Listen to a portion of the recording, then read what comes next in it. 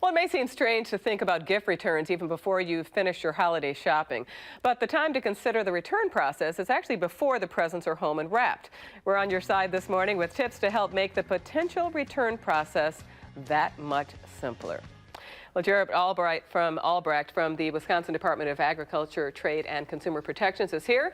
So, Jared, why should shoppers start kind of thinking about that now? We know it's inevitable. You're going to get something that you don't like. Different colors, different sizes, different items. Who knows? There's always a reason, it seems. But it's the shopper's responsibility to understand the terms and conditions of the items that they're buying at the stores. So you have to understand that different stores have different policies, and even within a store, they may have different policies for different items.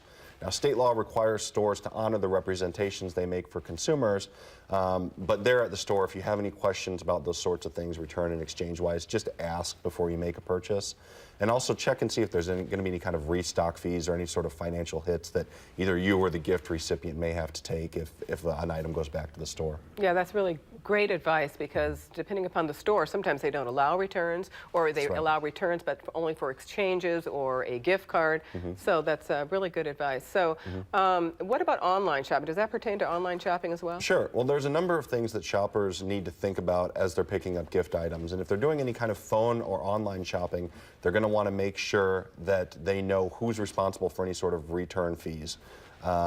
Stores are making it really easy now with online and phone shopping, the major retailers at least, to do a lot of in-store returns as well. But before you click that buy button, just make sure you understand all of that, how that works before you go into the process. Exactly. Is it a good idea then to get a gift receipt? What do you think about that? Yeah, absolutely. For starters, as a shopper, just keep hold of all your documentation for the year. Keep it filed and keep it somewhere easily accessible. Get those gift receipts. It's easy to forget them. Usually yeah, it is. Usually the people at the register are good about reminding you, asking you if you need them. Stuff that in the box, tape it to the side of the box before you wrap it. Your recipients are going to need that before they hit the store for the return. Okay, so it's really important, even though we have just about a week left in terms of shopping, to think about those things before you actually pay for the gift. It is. And if you have to do a return, or if your gift recipient has to do a return, they need to make sure to keep all the packaging together.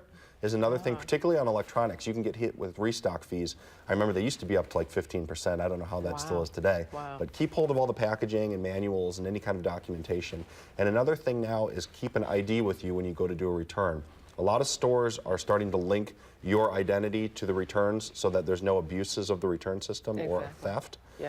So make sure when you go to do your return, you've got your receipts, you've got your documentation, you've got your ID. Great advice. Thanks a lot. Well, for more information, you can check out the website on your screen or email, or call Consumer Protection.